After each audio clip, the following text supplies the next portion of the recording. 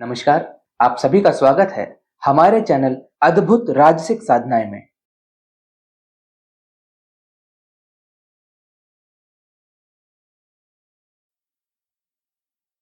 अभी तक आपने जाना कि कैसे चंदू ने पैशाचिक कमलगट्टे की माला और कर्ण पिशाचिनी का मंत्र प्राप्त किया। अब समझते हैं इसके संस्कार के बारे में।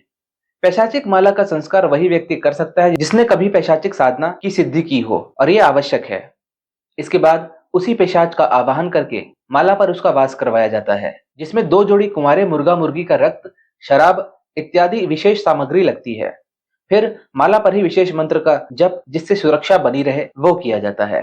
इसके बाद चंदू ने उसी अमावस्या की रात्रि निर्धारित स्थान पर साधना शुरू की। एक चांदी की कटोरी में लौंग रखी और पश्चिम दिशा की तरफ मुख करके हस्तमैथुन किया।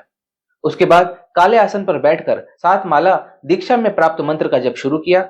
प्रत्येक माला के बाद उस लौंग पर फूंक मारी और जप एक अंधेरे कमरे में बिना दीपक के किया गया, और यही नियम है।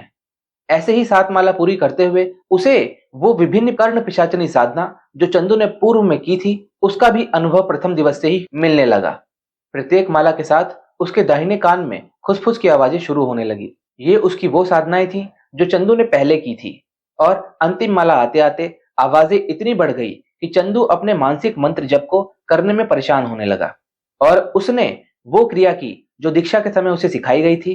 उससे उसे एकाग्रता मिली और पुनः मंत्र जप शुरू किया, और अपनी अंतिम माला पूर्ण करके प्रथम दिवस की साधना पूर्ण की और आसन पर ही क्रिया निद्रा करते हुए सो गया।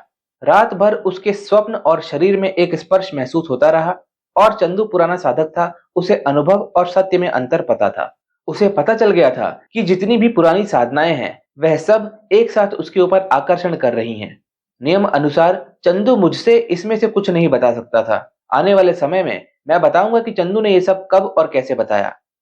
सुबह चंदू ने उंगली से कुल्ला मंजन किया, फ्रेश हुआ और काले तिल और गुड़ का भोजन किया, और लौंग की कटोरी धूप में सूखने के लिए रख दी। इसके बाद चंदू ने पूरे दिन समय अनुसार बताई गई क्रिया का अभ्यास किया, जिससे उसके शरीर को योग्य किया जा सके किसी भी पिशाचनी को झेलने के लिए, और दिन में शारीरिक व्यायाम किया जिससे शारीरिक रूप से स्वस्थ रह सके। पूरे दिन में एक समय का ही भोज लेना था, इसलिए चंदू ने काली उड़द की दाल बिना नमक के पकाई और खाई। उसके बाद सूर्यास्त तक चिंतन और ध्यान किया।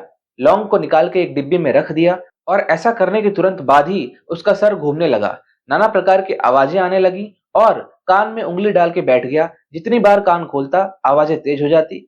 चंदू डर गया, और आगे उसने क्या किया ये हम जानेंगे अगले भाग में। नमस्कार।